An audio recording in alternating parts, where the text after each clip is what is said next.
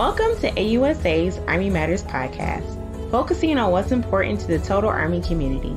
We bring vital Army conversations and interviews on issues relevant to soldiers, military families, and all of you amazing Army supporters. Rotating each week, our show includes Soldier Today, Army Real Talk, Family Voices, and Thought Leaders. Let's tune into the show. Hello, listeners. I am Nzinga Curry, AUSA's Director of Education and Programs, and this is the Army Real Talk segment of AUSA's Army Matters podcast series. I am so excited about this segment focusing on Veterans Day. On Veterans Day, we honor the brave men and women who have stepped forward to defend our nation throughout our history. As we begin this segment, I would like to highlight a few facts for our listening audience. Did you know that fewer than 1% of Americans choose to serve in the military? That is so interesting because that number seems so low. But on the flip side, 78% of soldiers come from families that have served. Did you know that approximately 160,000 soldiers transition out of the Army annually, with more than 1 million expected to transition in the next decade? Let me see. Lieutenant Colonel Langley, did you know these facts? Wow, Ms. Curry. I've heard as a soldier my entire career that there are less than 1% of us that serve. But I had no idea that the number was so large for soldiers transitioning out of the Army each year. We must ensure that the service of our veterans is never overlooked or forgotten. The Army believes that every soldier is a soldier for life. Here at AUSA, it's our mission to inform, educate, and connect. So in keeping with that, I think it's very appropriate to share during this segment some of the less known programs that benefit our veterans provided through the United States Department of Veterans Affairs. I'm looking forward to today's podcast with our very special guest for this segment, Sergeant Major Jeff Cereghino, the Sergeant Major of the Army, Senior Army Fellow supporting the United States Department of Veteran Affairs, discussing 3 important programs that every veteran past, present, and future should be familiar with. Welcome to Army Real Talk, Sergeant Major Cereghino. Well, sir, thank you for having me, and I'm glad to be here today. We're excited to have you here. Back over to you, Ms. Curry. It's time to get real. Sergeant Major, thank you. Thank you so much for joining us. And I would love for you to take a minute or two to tell us about yourself as well as your Army career. Well, absolutely. But first, I do want to give thanks and appreciation on behalf of myself and my family to the men and women who serve this country. And when you mentioned some of those stats earlier, it's impressive to think, but today in the U.S., we have more than 19 million American veterans who put on the uniform to protect this country. And so thanks to all the veterans and their families for your service. As mentioned, my name is Sergeant Major Jeff Cereghino. I've served on active duty in the United States for 26 years, and since joining the military in 1995, I've served in numerous assignments and locations. My last assignment was serving as the Garrison Command Sergeant Major in Hawaii. I'm married. We are a blended family with 7 children. The military has become a family business for us. 3 of our daughters have rightfully earned the title of military spouse, and we have 1 son who recently got out and another who is still serving. My passion in life is taking care of people, and I couldn't be more happier than doing what I'm doing now. So thanks for having me here today. You are very welcome. Sounds like a beautiful family, and your career is very impressive. Will you share a little bit about your current role, your current position? Yes, so as senior fellow here at the VA, I serve as the military advisor and liaison between the senior leadership of the Department of Defense and the Department of Veterans Affairs. And I spend a lot of my time focused on the transition of service members and their families from the military to the civilian life. So as an Army Senior Fellow to the Sergeant Major of the Army, what is your touch point with his office? And how does that relate with the Army's #1 priority, people first? So in regards to the touch points with the SMA, he's the one who personally interviews and selects the senior fellows. At a minimum, we stay in contact through monthly engagements, and if anything comes up in the interim, it's just really through direct communications. In regards to the Army's #1 priority, being people, it's not only reserved for those who are currently serving, but the Army is fully committed to taking care of its people even after they've served. And that's why we have a Soldier for Life program, And that's why you have me here at the VA to advocate and assist on behalf of the Army's #1 priority. Sergeant Major Cereghino, the Department of Veterans Affairs mission statement is to provide veterans the world-class benefits and services they have earned, and to do so by adhering to the highest standards of compassion, commitment, excellence, professionalism, integrity, accountability, and stewardship. How does the Department of Veteran Affairs support our veterans and their families?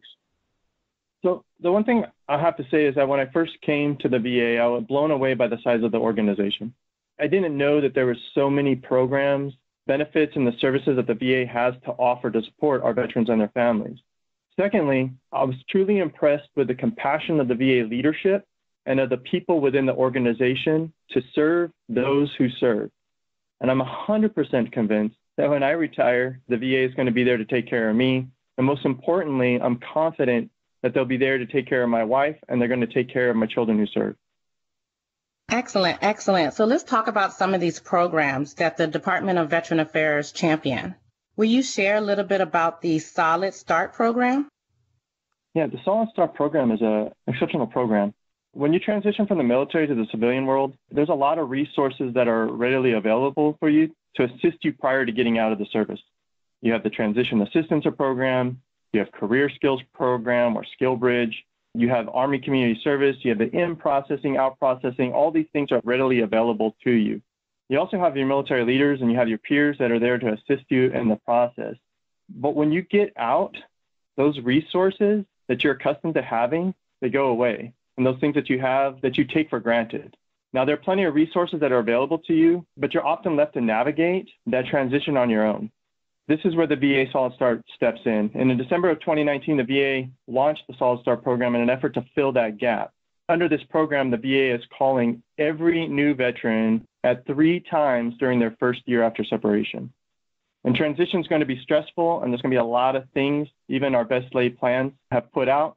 But the VA wants to know you don't have to go through that stress alone, and they're going to be there for you. So what can one expect when they answer the call? So first, the veteran's going to receive an email. It's going to let them know that a phone call will be coming to them, and it's going to have a number on them to be looking for and just to really to answer the phone when it comes. And when they answer, the representative is going to ask them really how they're doing. And everyone is unique in their own transition needs. So each call is tailored to those needs of those individuals. And whether it's filing for a disability claim or whether the veteran wants to get information on home loans or assistance with employment, education, healthcare, you name it, it's going to be tailored to what is going on in that veteran's life now and how the VA can assist them. The representative is also going to talk to them about some time-sensitive deadlines that will expire soon after they have separated. Oh, wow. So that's good. But you said the VA contacts the veteran about 3 times during the transition. When can the veteran expect the call? The first call is going to come within the first 90 days after they separate, and then it's going to be around the 180-day marker, and then the final call will be at 365 days. What I want to say is that it's extremely important to make sure that the VA has your contact information. Otherwise, it's going to be difficult for the VA to know how to get a hold of you. So when you go through the VA portion of TAP, you'll be walked through setting up an account with va.gov. You got to ensure that the point of contact information is correct in there. And you got to make sure that your information in Mill Connect is also up to date. And then finally, I think the last thing I would like to say about the Solid Start program is just to answer the call. You might be doing well in your transition. You might be thinking that everything's going well, or you maybe not want to have anything to do with the military at all. But either way, give it a chance. It's not going to hurt, and you might be missing out on some valuable information that you didn't know about. Good advice. Thank you. So listeners, we will continue discussing the Department of Veteran Affairs programs for veterans after this. Did you know, as a member of AUSA, you have access to many benefits? From car rental to entertainment discounts, the opportunities are ample. Visit www.ausa.org/benefits to learn more. Sergeant Major Cereghino, there are several programs that the Department of Veteran Affairs champions.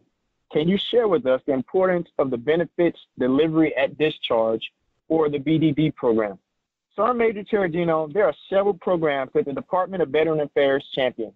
Can you share with us the importance of the benefits delivery at discharge, or BDD program? How can it help me as a transitioning or retiring service member? So the benefits delivery at discharge, or commonly referred to as BDD, is when the service member applies for disability compensation while serving on active duty, so that they can receive the results upon discharge or shortly thereafter of getting out of the service. So what is disability compensation?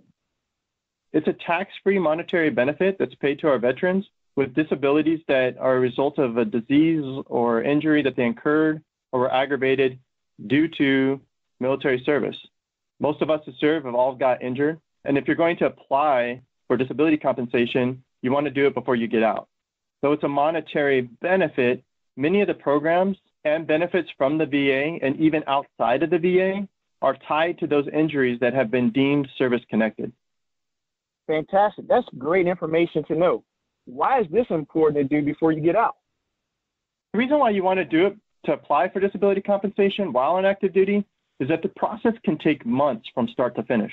The first year after separation is the most difficult period that most of our veterans will face. In fact, veterans in their first year of separation experience suicide rate approximately 2 times higher than the overall veteran suicide rate. And it's a stressful time. And you want to make sure that you have that determination made up front so you can have the maximum amount of resources available to you to help during your critical time of transition. Too many service members will wait until they get out before they'll file for their claims. And it's just an undue hardship that could easily have avoided if they would have filed before they got out. So to avoid this undue hardship and understanding that it takes a long time to process, when can you apply for the BDD program and then how? Service members need to apply for the BDD program within 180 to 90 days of separation. The service members learn about the BDD program when they go through the VA portion of TAP. And it's probably the most critical timeline for our transitioning service members and our leaders to be aware of. There are several ways to apply for the BDD program. A service member can apply online through va.gov. However, I'd highly encourage service members to seek assistance through a local veteran service organization, or VSO. They're really the subject matter experts, and they can help the veterans file these claims. These are really good programs, so I appreciate you sharing information about them. Will you also tell us about the veteran employment through technology education courses? I think it's also called VetTech. Yeah, absolutely. VetTech is just a phenomenal and great program. It's a 5-year pilot program that allows veterans to quickly learn the computer skills necessary to start a career in the high-tech industry. And all you need to participate in the program is to have at least 1 day of unexpired GI Bill entitlements. And this program is really designed to help veterans quickly find employment in occupations that are in high demand. So what types of training does VetTech cover? And also, what benefits can a veteran receive through the program? So there are a lot of different curriculums under the VetTech program. Some of them include network security, information security, cybersecurity, software development, computer programming, just to name a few. As far as the benefits are concerned, it covers the tuition for the training program and money for housing if you're not on active duty. But what is really important about this is that it doesn't even count against your GI Bill benefits. So it's been an extremely popular program so far. We've had more than 2,700 graduates with an average starting salary of more than $60,000 a year. What adds to our transitioning service members is that the Isaacson and Roe Act, which was signed into law earlier this year, opened up the program to any service member who's transitioning within the next 180 days. And it's a quick way, really, to get on your feet and secure employment. The funds are limited to $45 million a year, and it's on a first-come, first-served basis. So I definitely encourage individuals to apply as soon as possible in order to take advantage of this program. Wow, this has been amazing, learning about these programs, Sergeant Major Cereghino. If you had just 1 minute, what words of advice would you share with the younger generation who are either currently transitioning, whether by separating or retiring out of the Army, or plan on transitioning within the next 5 years? That's an excellent question. And I think the best advice that I can give to anyone when it comes to transitioning or those that are getting out is you got to start the process early. And I'm not talking like 12 months out or 5 years out. I know it's hard to believe, but preparation for becoming a civilian should start the moment that you come in, because there's certain things that you can't do within a year of getting out. Education, having an undergraduate degree or professional certification is great while you're in the military, but it's a requirement to even get your foot in the door in the civilian sector. The same thing goes for your finances. Home loans are tied to credit, and it can take years to build good credit and only a matter of a few bad moments to ruin it. So I would say preparation and starting now is what you need to do for your success. I agree. This is really good information. And we're about to come to a close, but before we do that, do you have any final thoughts you would like to share with our listeners? Or in addition, could you share any websites where folks can go to learn more about the different resources you just shared? Yeah, so absolutely. I'll send links to the 3 programs that we talked about today, the VetTech program, the BDD program, and then the Solid Start program. For final thoughts, I would just say for those veterans out there and for those who are about ready to transition, the VA is here to assist. Don't be hesitant or too proud to reach out. There are many services and veterans that VA has that honor your service.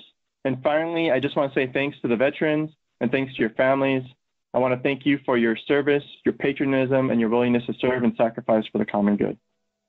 Excellent, excellent. Well, listeners, you heard it. Make sure you look under our show notes so you are able to get the websites and learn about these different resources. Sergeant Major, I appreciate you joining us today. I appreciate you sharing all of this information and talking about how the Department of Veteran Affairs supports our veterans and their families. With me being included in that group, I truly thank you for your service, and I hope you have a great Army Day. To all our listeners, thanks for joining us. Be sure to subscribe to the Army Matters podcast on iTunes and everywhere podcasts are found. The Army Matters podcast series is brought to you by the Association of the United States Army, the U.S. Army's professional association, member-supported, Army-connected. Visit us at AUSA.org for more information or to become a member. Your membership helps AUSA continue to carry out its mission to educate, inform, and connect with the total Army, our industry partners, and our supporters of a strong national defense.